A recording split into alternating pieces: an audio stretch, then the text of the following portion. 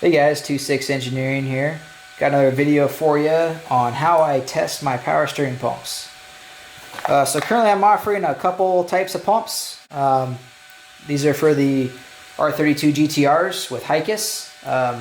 These pumps are either a modified pump that you send into me or a done pump. I've got a few on the website that you could purchase, bolt right into your car. No problem, and away you go. What I do is I shorten these pumps up from the 2-stage to a single stage, and they bolt up to your factory bracket. There's no modification done to any bracket or any serpentine system. You put your same pulley back on there. No changes at all. They work out pretty great. So we'll go ahead and cover what I've got here today.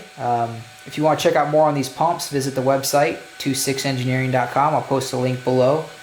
What I've got here is the closest way I could test these pumps without putting them in a real car. It would be quite time consuming to bolt one of these up into my car. I currently don't even have my engine in my car, but if I did, and it would just make a mess to test them. So this makes it quick and easy for me to get through a few pumps at a time, send them out. You can get it right at engine RPM to give a good quality test according to the Nissan specification. I have this plumbed exactly like it was in a real car. I've got a stock Nissan GTR power steering rack. It's plumbed to reservoir exactly like it would be in your car, so I can perform the test and verify that it will work when you get it. It'll be flawless. A little more on the pump here. What you're going to get is a nice shined up pump. I am working on a anodizing process possibly. I don't like paint because it ends up just flaking and peeling off no matter how good of a job you do. I am throwing on the idea of trying to anodize one and see how it looks. This is my bracket that I make to adapt to AN fittings.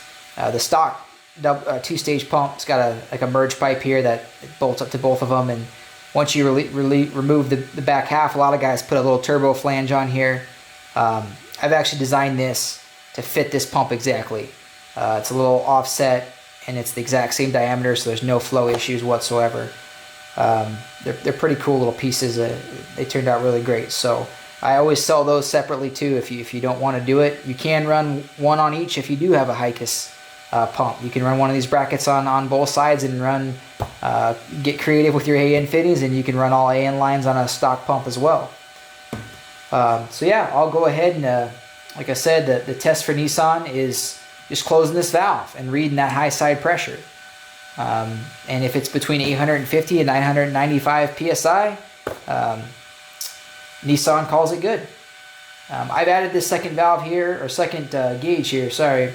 I just want to monitor the pressure before I close this valve to make sure that this pump is performing. I would hate to have it be very low and there be an issue with it, then close this valve and have it destroy itself. So, I don't want to damage anybody's pumps they're sending me, and I want to get you a reliable pump. So I'll go ahead and run this up to idle RPM and show you how it works.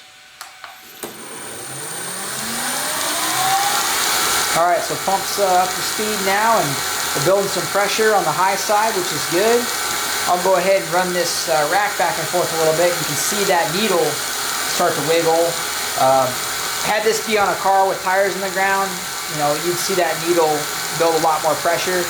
There's that valve in the front body here that actually takes that overpressure, and that's what regulates this pressure here. So the pumps that you send me, you're going to get back exactly the same internals. It'll perform exactly how it did in your car when you brought it, or when you sent it to me. So there shouldn't be any issues with it, but I do verify that it's putting out some pressure to make sure that there won't be a problem.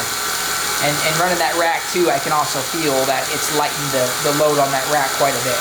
So the next step is to go ahead and close that valve once the oil's been warmed up, and I've already tested this pump, and the oil's still pretty warm.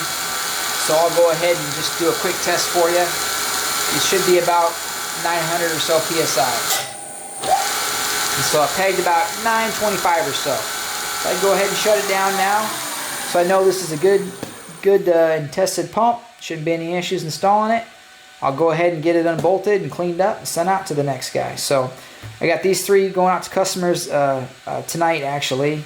I might get this video uploaded tonight or not, so depending on that, this could be one of your pumps if you're watching the video. They all tested perfectly. No issues at all. If there's any questions, go ahead and leave them down in the comments. I'd love to hear from you guys and see how I'm doing, and go ahead and critique the videos. I try to do them all in one take. I just don't have the time to sit down and edit anything. So let me know, give me some pointers. I'm not a YouTube guy yet, but you guys kind of want to see what's going on with this stuff, so this is the easiest way to show it to you.